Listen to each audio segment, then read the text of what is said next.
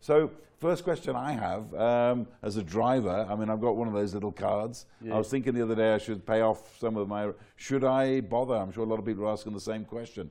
Yes, indeed, Chris. I think there's probably a lot of uncertainty out there right now.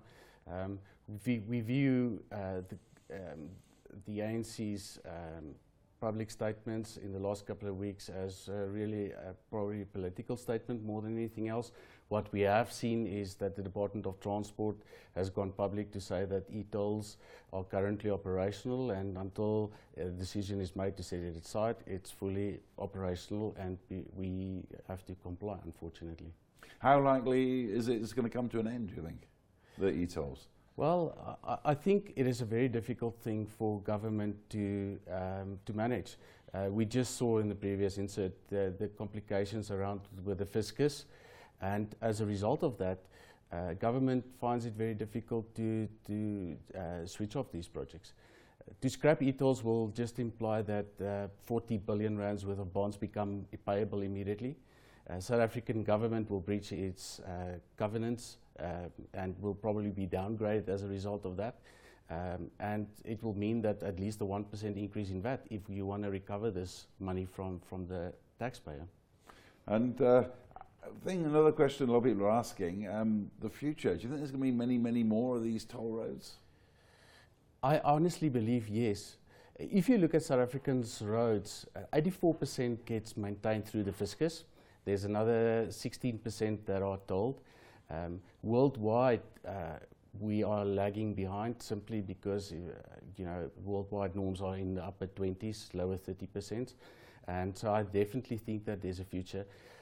What is really important is you need the communication. You need to engage with people, and you need to engage with communities. People need to buy in. Citizens need to buy into the solutions. But people don't want them. I mean, like a lot of people in court cases, I mean, protests. Yes.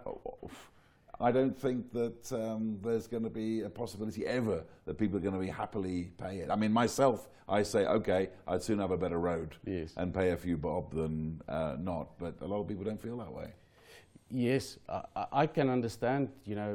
Tolling is a tax in essence, and I knew of very few South Africans that actually willingly and smilingly pays tax. That unfortunately is the burden.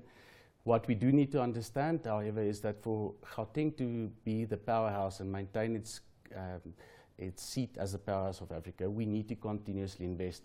When you look at the development around Mall of Africa and the waterfall development, the development of the tolling system actually allowed for the investment of hundreds of millions of rands into the economy. And what's the alternative?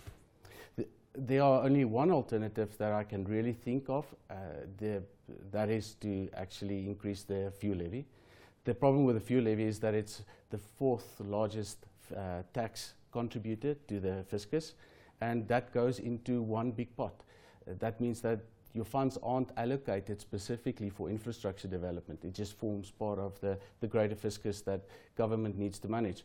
And we understand that government has many challenges. We have schools, and we've got health issues, and we need to support people that are less affluent. So South Africa has got massive socioeconomic problems in that regard. Well, thank you very much for your time and insights. That's Coenie Vermaak, the CPO of the Gauteng Open Road Tolling Project.